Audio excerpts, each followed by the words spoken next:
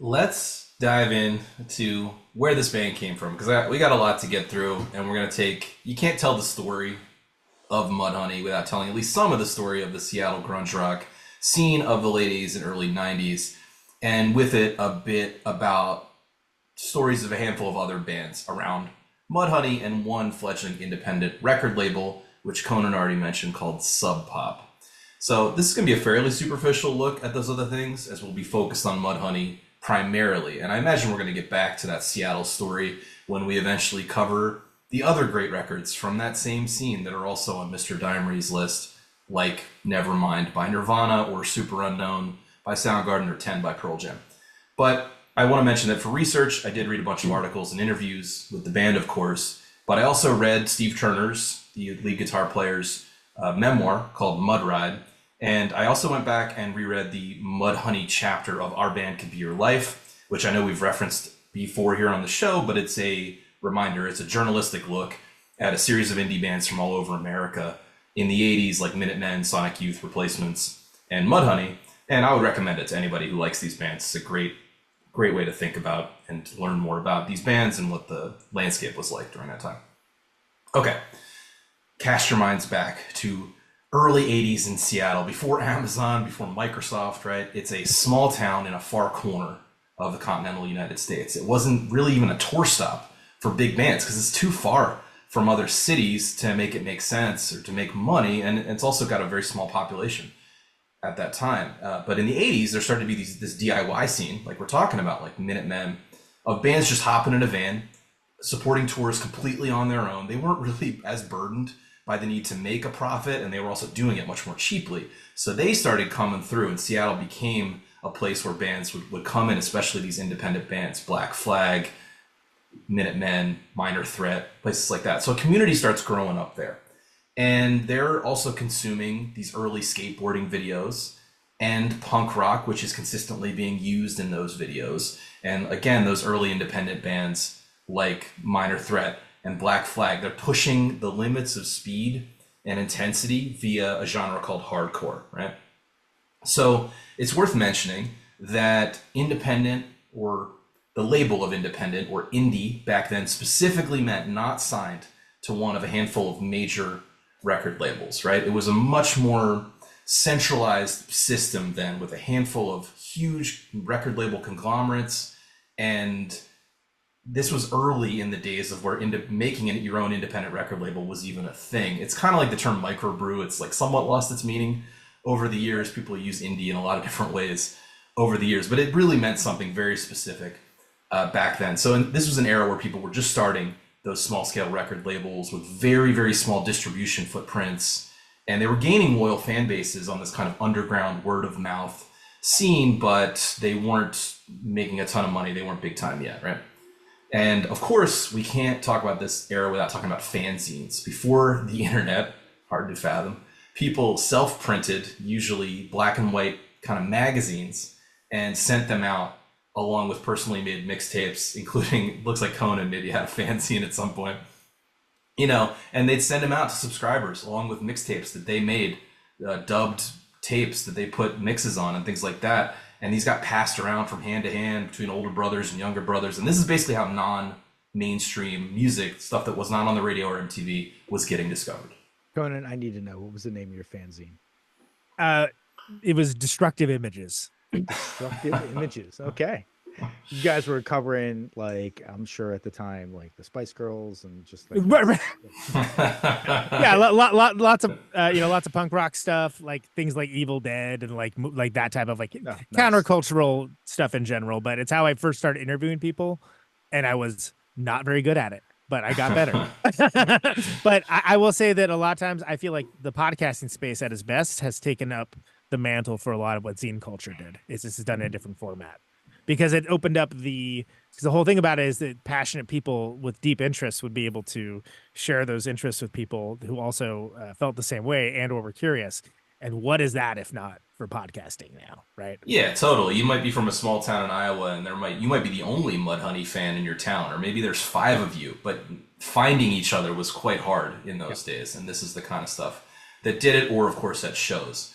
So in this story, there's a lot of bands. There's a handful of names. I'm going to try to keep it simple for everyone as we go and only talk about what's really necessary or fun to talk about. But let's talk about the members of Mudhoney that are on Every Good Boy Deserves Fudge first, and then we'll dive into their respective paths through this Seattle scene. So first we have Steve Turner, who plays lead guitar. We already mentioned him. He was a guest on Conan's podcast recently. We have Mark Arm, who also plays guitar and is the lead singer. We have Dan Peters on drums, mention him as well, and Matt Lukin on bass. So I read Steve Turner's memoir, so I'll tell a little bit of this from the perspective of Steve Turner, and of course Conan chime in since you talked to the man recently, but I imagine some of the information will be similar. So he grows up in the Seattle area. He starts getting into hardcore and the punk scene through skateboarding, like a lot of young kids at the time. And he starts meeting up with other kids who are into skating, punk, metal music, forms a band in 1982 called the Ducky Boys with a buddy from high school called Stone Gossard. That name's probably somewhat familiar to you if you care about these types of things, because Stone ends up several years later being the lead guitar player in a band called Pearl Jam. Anything ever happened with that guy? Did he do anything? Yeah. Yeah, good. I do find it interesting that like all of these kids are into skateboarding and music. Skateboarding, the most likely thing to break your hands and wrists, right? And music, the thing you absolutely need hands and wrists. No, they wore helmets and pads. They were very sure, careful. Yeah. So Steve also meets up with other Mudhoney member Mark Arm at a punk show in the early 80s. And Mark's like a year or two older than him.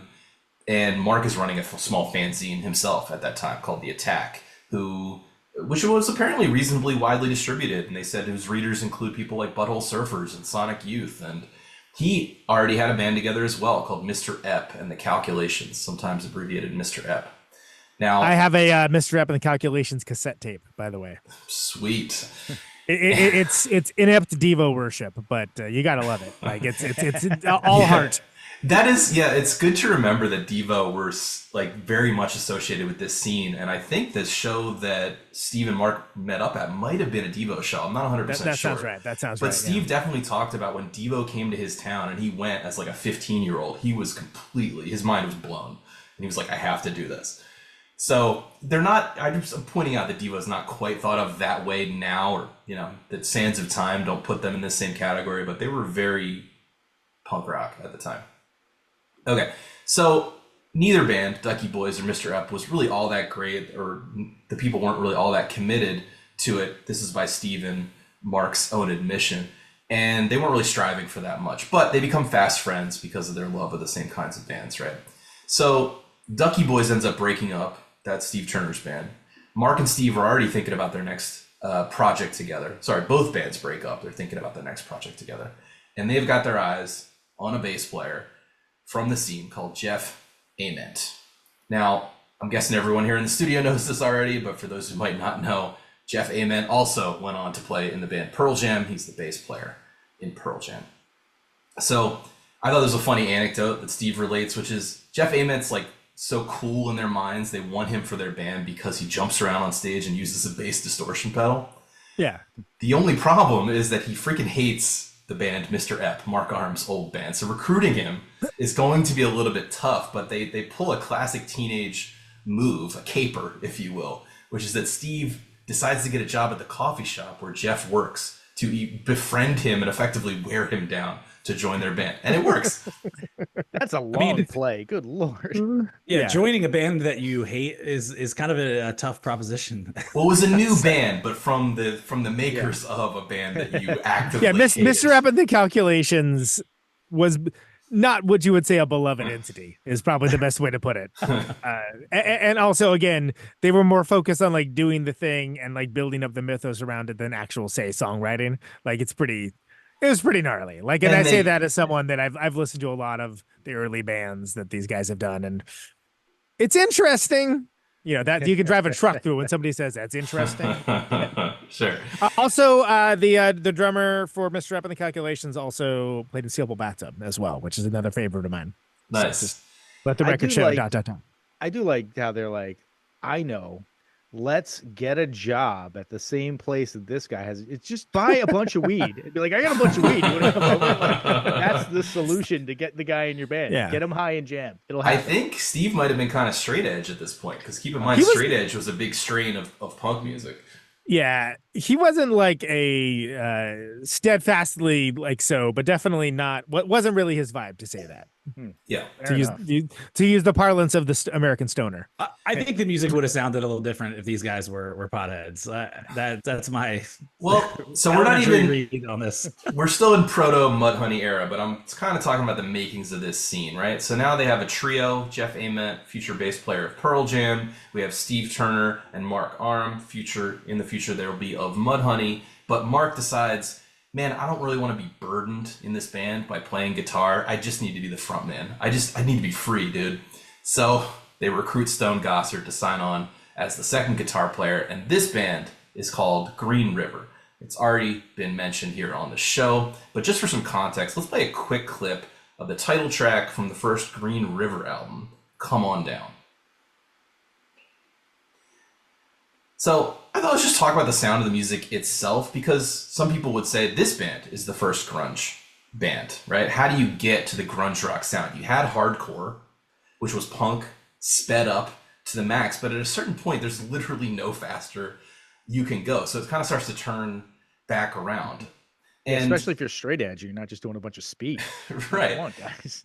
And it's interesting how these musical threads weave together, because another thing that's happening at the time is metal music is creeping into the punk scene. So thrash metal is happening, especially down in Southern California. It's undeniably fast, it's heavy, similar aesthetics in a way to hardcore punk music, right? But a specific local reason that there was some cross-pollination is there was a little 2-room venue in Seattle at the time called Guerrilla Gardens, and they had a metal room for metal bands to play, and right next door they had a punk room for punk bands to play.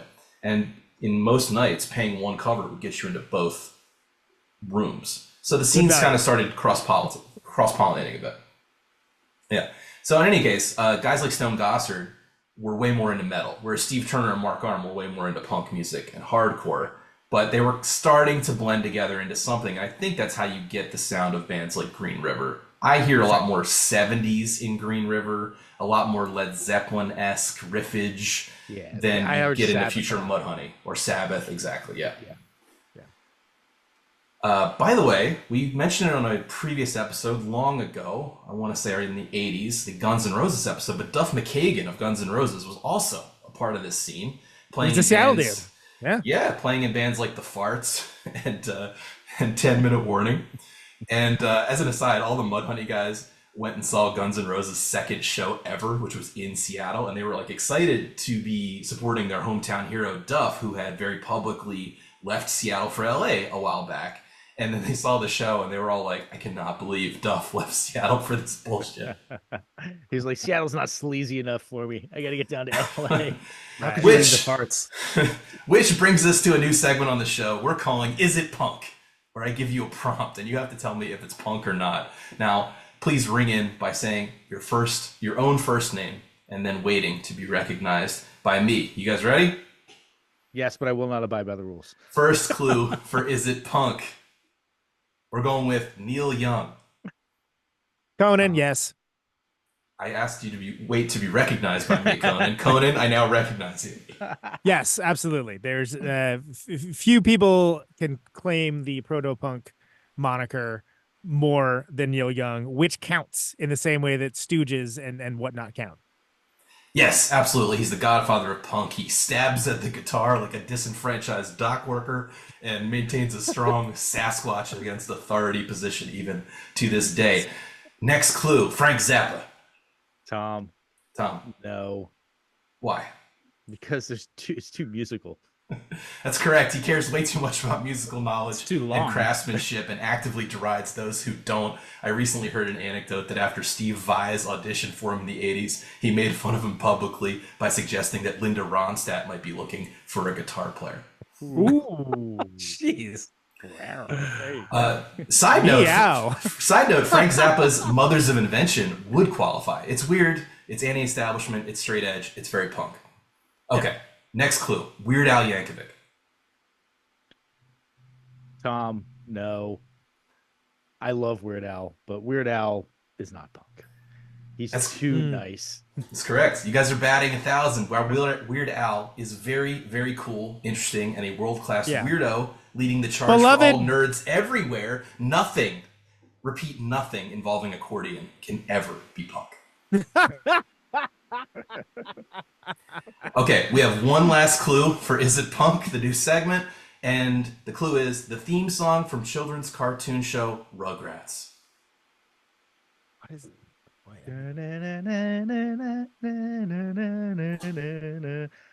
I know the answer to this is yes, because it was written by one of the guys in Devo?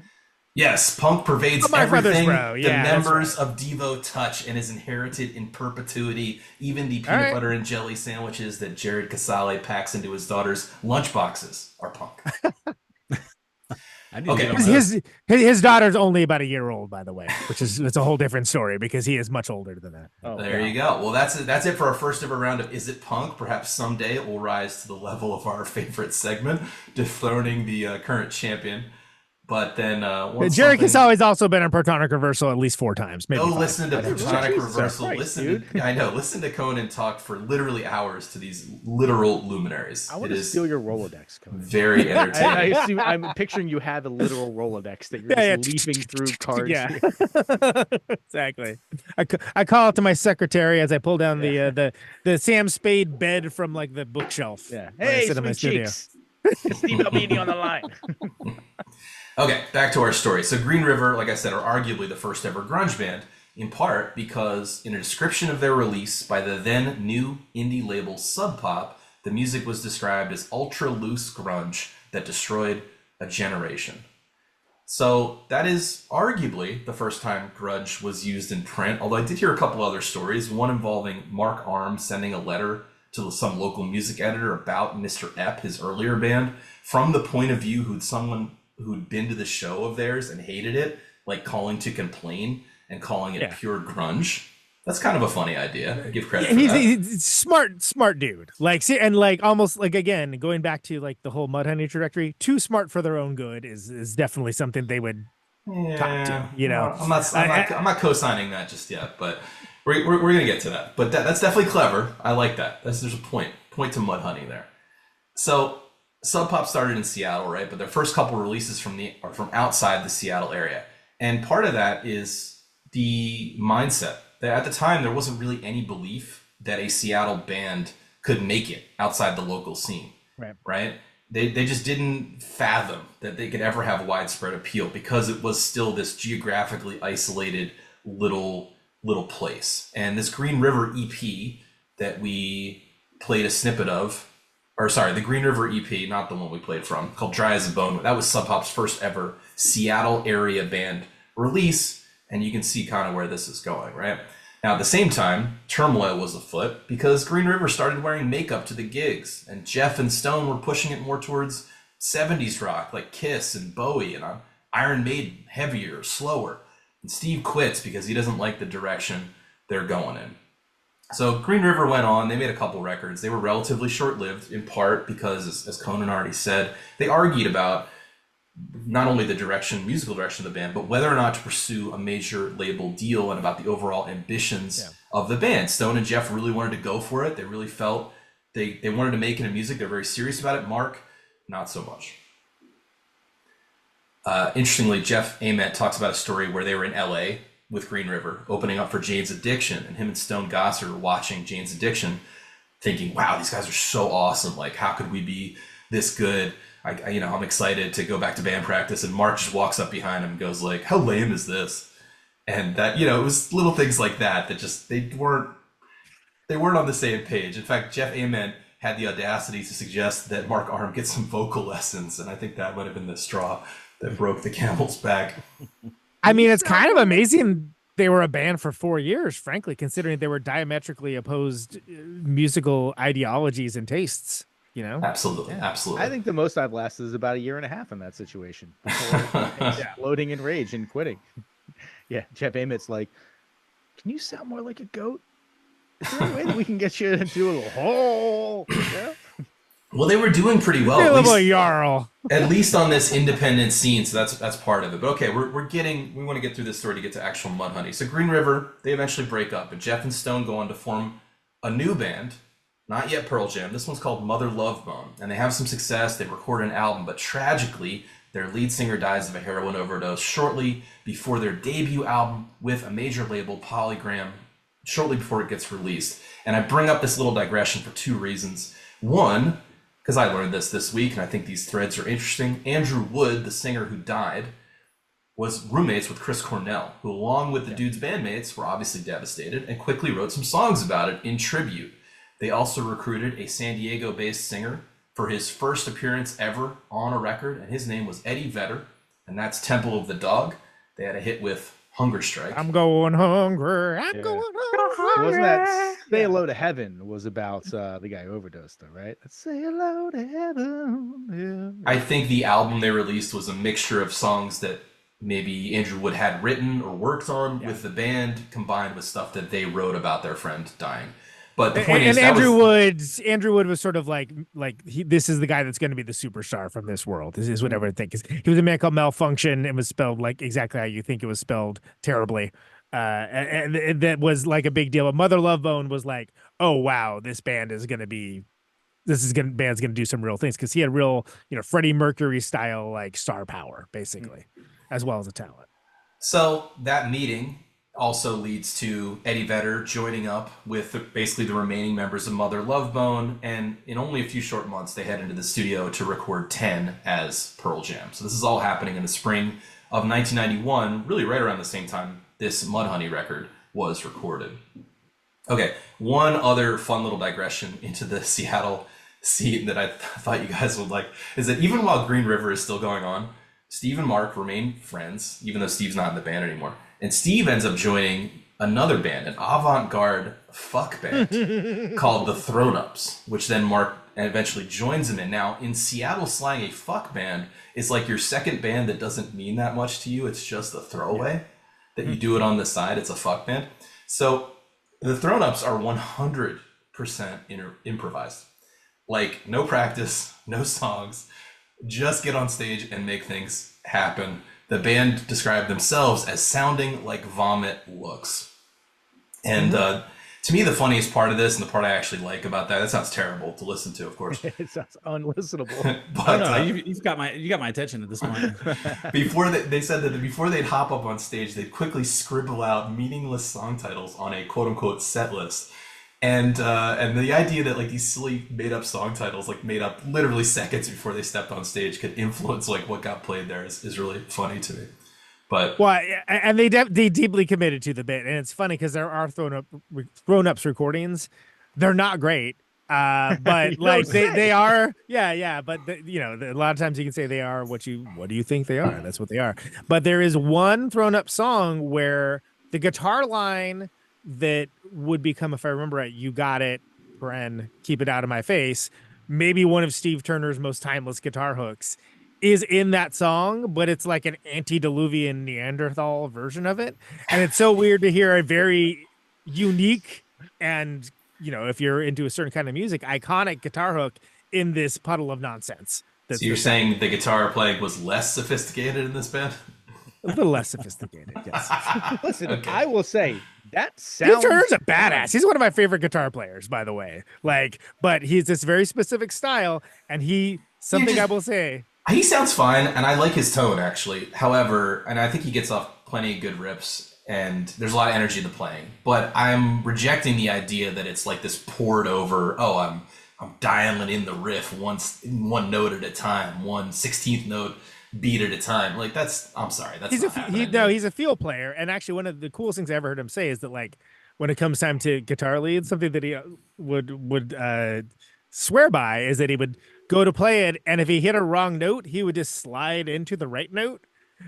That's my MO. That is my MO as a. And I was like, player. God, that's so. They're on the wrong notes.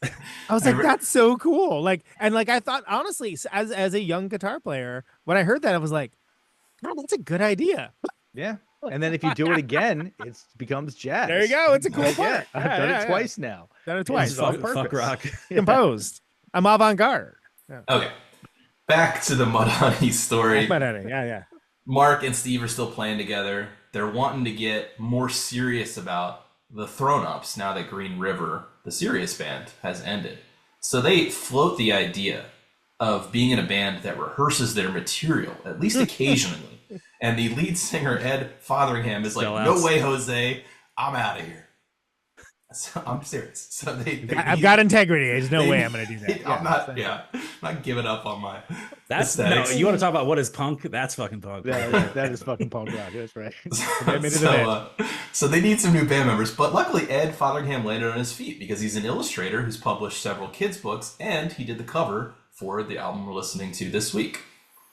Amongst many others, yeah, they're exactly so talented artist. Now, luckily, they had recently jammed with drummer Dan Peters, and they asked him to come record a single with them, and he says yes, which is rather surprising to Mark and Steve because Dan is one of the most sought after, overbooked, busiest drummers on the scene. It's a total coup. I did read that Dan clarified that he only said yes in the moment because he was on ecstasy at the time. So. Now, the last member of the band has to come in to make it Mudhoney, Matt Lukin, who was a founding member of Melvins. For a handful of years, he played in Melvins with Buzz and Dale when they were based up in Washington State. But those guys decided to move to the Bay Area and replace him with Buzz's girlfriend, which Matt Lukin still seems rather salty about. But he is, and mostly because they didn't even tell him, which is amazing. Ooh. But this is also the point where I say that Dale Cover plays with me from Melvins. So that's good. So partiality out the window, but yeah, that is a Hall of Fame dick move up there with Metallica kicking out Cliff Burton and like making him let his own. Not Cliff Burton. Said Dave Mustaine. Dave Mustaine. Yeah, and like he deserved that though. Find your own way back, dude. Yeah, but literally just like being, like 3,000 miles from home, being like, I don't know, I guess you should get on a bus or something. But Lukin will, honestly, just saying that on this show, Matt Lukin just woke up, probably surrounded by beer bottles and potato chip wrappers, and like started ranting about it. Basically, that's like it's something that he's still hot on. I watched the documentary, and he did mention it a few times. But in any case. It was like he's now freed 40 years ago. Like how long was it? But yeah, anyway. Right, and because a great bass player in a band that was well liked and respected amongst the community. So I do wonder though, if and I'd hate to be crass and bring it all back to money, but did he make more money playing in Mudhoney than he would have continuing in Melvins? Like Melvins was not making money at this point. Free Bullhead, Melvins were in no way making. If they went on tour, there was like 5 people and a drunk dog showing up at their show. It was like that's one of the reasons why they just stopped touring. And then like they put out Bullhead, and that led to mostly through the association with Nirvana, the Atlantic Records, and then they built this ferocious attached audience that they've just engaged with and continued going to this day.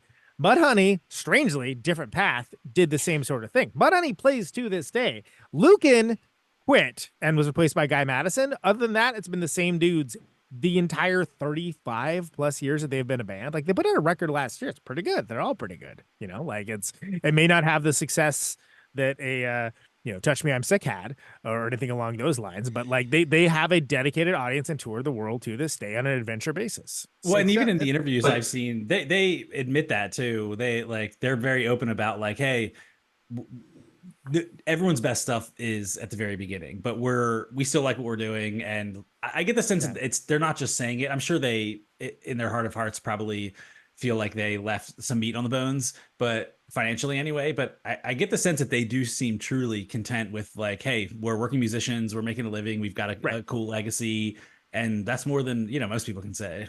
Of course, they've achieved way more than any of us ever will in music, obviously.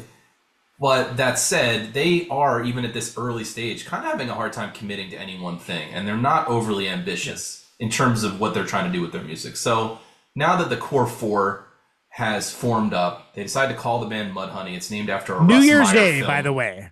He was up there for Matt Lukin was visiting on New Year's Eve, and they practiced. The first Mudhoney practice was New Year's Day, which I think is kind of interesting because he happened to be in town for a show or something. I don't know what it was, but So they were hungover at their first practice, I would imagine. Matt Lukin was like born hungover, but yes.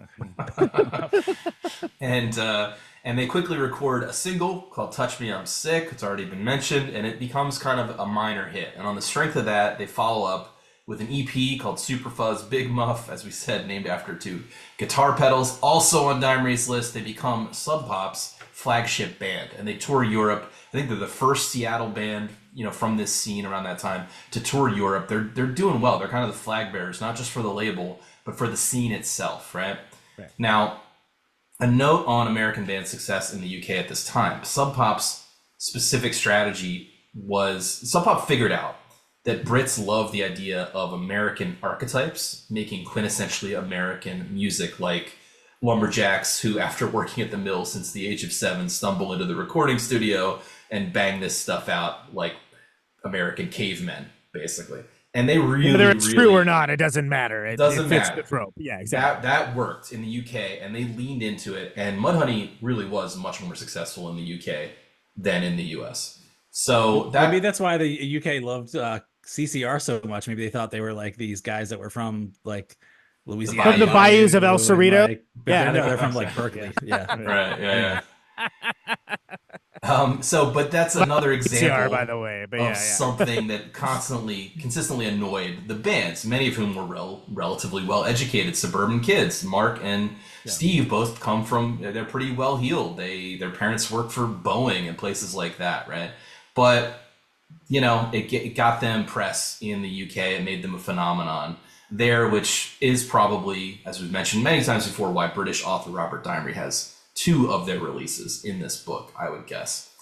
But, okay, as we approach the making of this album, Every Good Boy deserves Fudge. The band is still in a bit of turmoil, like I mentioned. They've already had much more success than any of them had planned for. It's starting to seem like hard work, and these guys just don't have a ton of ambition for a life in the music business. They're still thinking of Seattle as like a far-flung corner. They can't fathom Seattle bands are on the verge. They're literally on the verge of breaking through and becoming the dominant force in music, but it has not happened yet, and that prospect just seems insanely unrealistic. So it's like, why should we keep striving, right? Also, after the success and some buzz around that initial single and that initial EP, they released their self-titled full-length, and doesn't do quite as well. And it seems like no one in the band is all that jazzed about it. It feels like more of the same. They're not feeling super duper inspired. And I'd be remiss if I didn't mention that the last reason is that Mark Arm is, strung out on heroin and not super engaged with anything that's going on. So he has marks on his arm. Yeah. Clever. It's clever.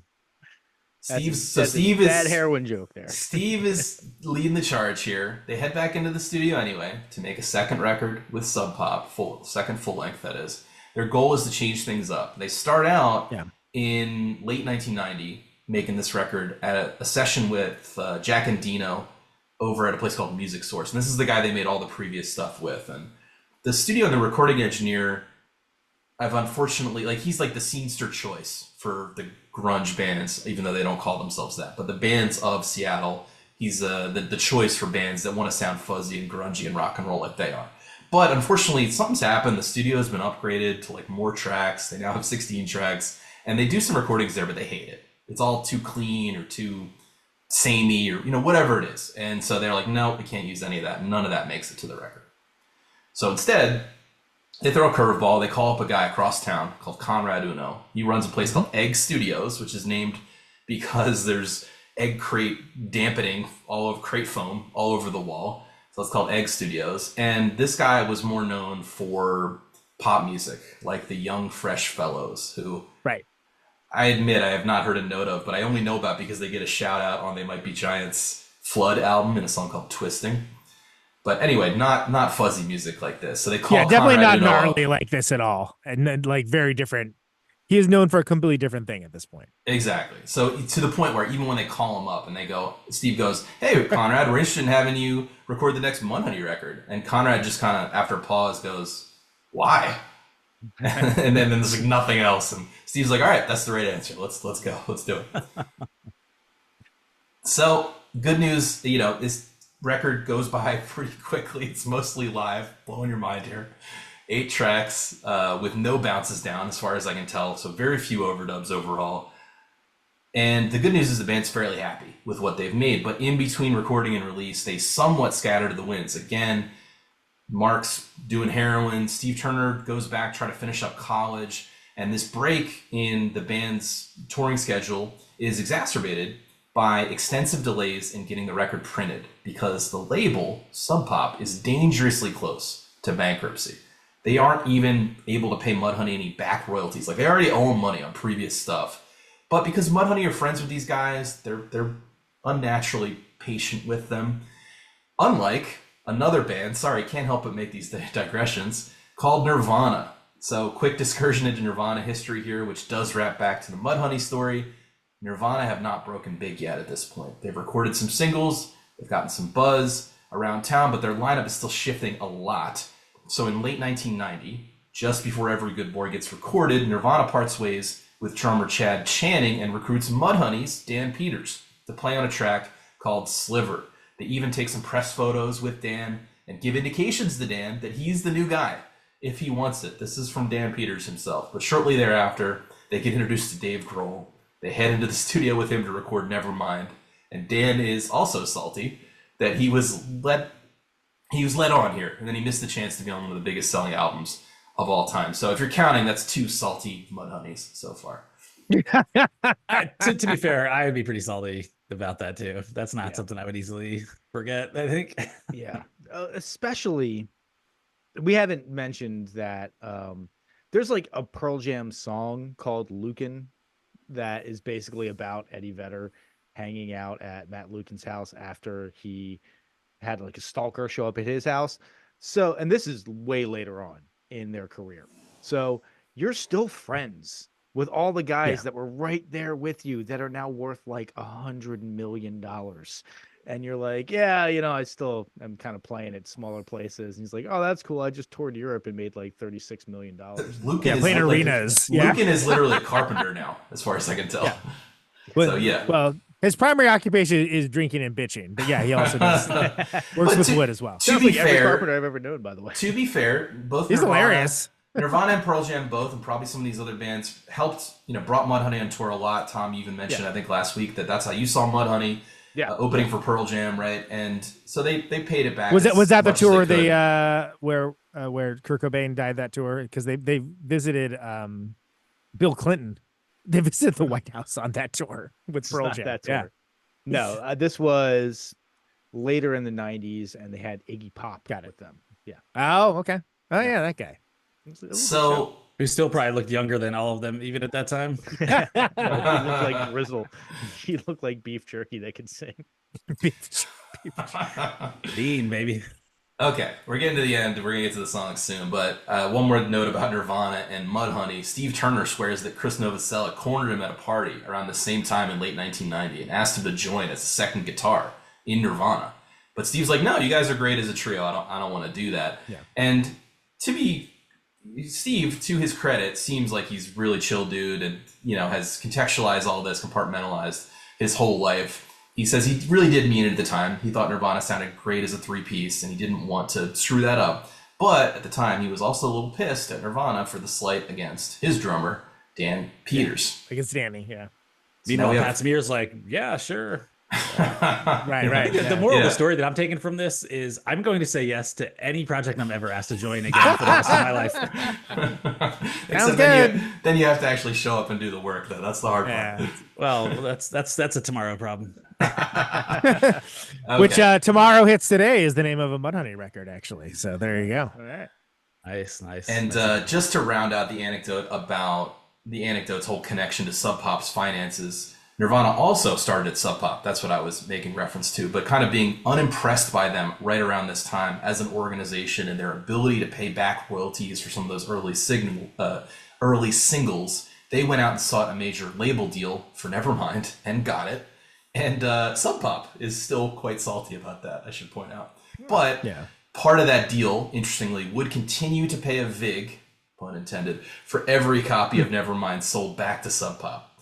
So basically, Sub Pop did continue to make money on Nevermind, even though they didn't release it. And of course, the amazing sales of Nevermind also made people want to buy Bleach, Nirvana's earlier album, on Sub Pop. And so that all helped the label immensely. And that's why Sub Pop continues to this day.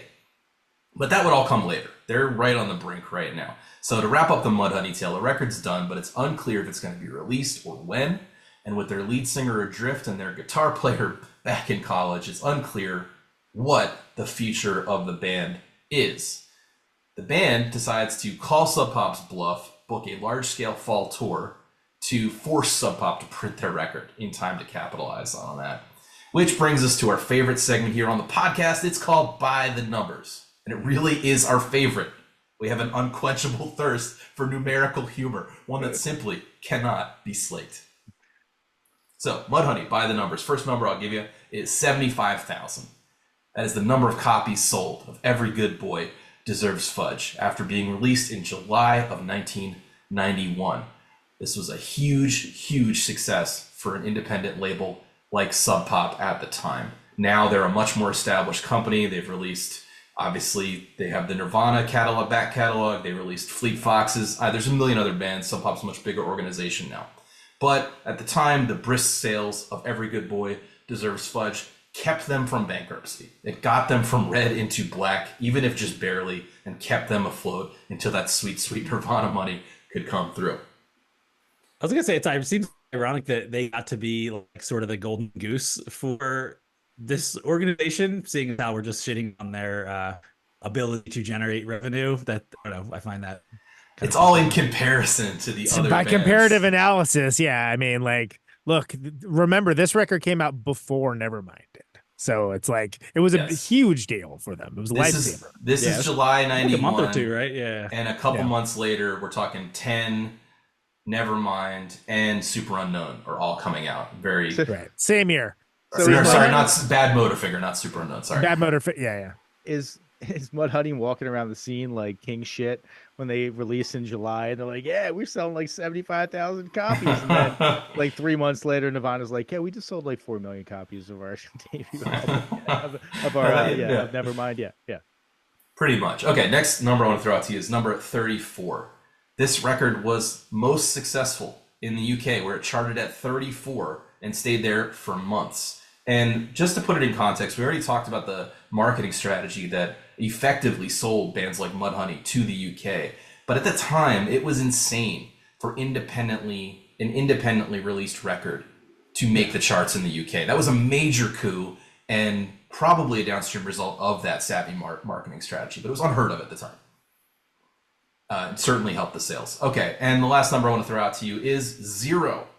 That's the number of people in this band who know how to tune a guitar properly. When speaking of the title, Every Good Boy Deserves Fudge, Mark Arm says, I think we were coming back from a tour and our guitars were out of tune. I couldn't remember what the notes were. And Steve goes, Every Good Boy Deserves Fudge, which actually turned out to be a terrible tuning. Even Sonic Youth doesn't use that one. Wow. Yeah. Well, I thought I was wondering if you're going to allude to that, because when I first saw the album title, my brain went back to like the treble clef, the shorthand. So I have many questions here. I have more. I didn't know people were extending that to your guitar tuning. So first off, even Sonic Youth didn't use that one. This is a pretty funny. Yeah, that's amazing. That would be an absolutely terrible tuning. So first off, Every Good Boy Deserves Fudge is a mnemonic to remember how the lined notes on the staff, like on sheet music, on a treble clef go. That's what you were thinking of, and that is a commonly understood mnemonic. The mnemonic they were thinking of for a guitar is something like "Even all dummies get better eventually." That would describe the strings. My second point is that the guitar has 6 strings in total, and there are only 5 words in the phrase. So that should have been a clue. But perhaps most importantly, the line was, "We were coming back from a tour and our guitars were out of tune." This implies that the members of Mudhoney tuned their guitars once per tour. Yeah, I don't know if it's exactly that, but I will say that the advent of the tuning pedal, the TU2 specifically, was a game changer for music in general, and certainly for many independent rock musicians. I am exaggerating for comedic effect, but It's a thing that happens on the show. I understand. speaking of your own musical hygiene, we're here every week to help you understand these things, like how to tune a guitar properly. It's important. Even if you're a bass player, your entire concept of music theory is that if it sounds bad, just slide one fret in either direction and it'll sound good again.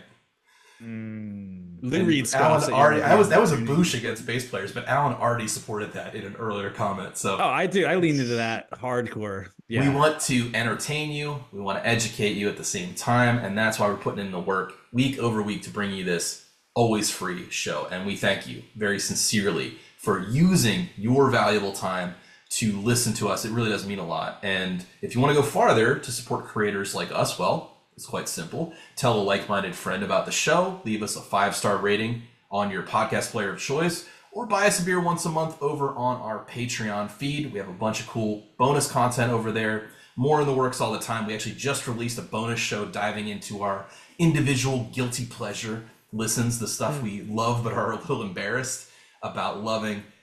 But ultimately, regardless of how you choose to support us or friends of the show like Kona Neutron's Protonic Reversal, we appreciate you. Everything, all the links you need are in the show notes as always. But thank you, thank you, thank you. Okay.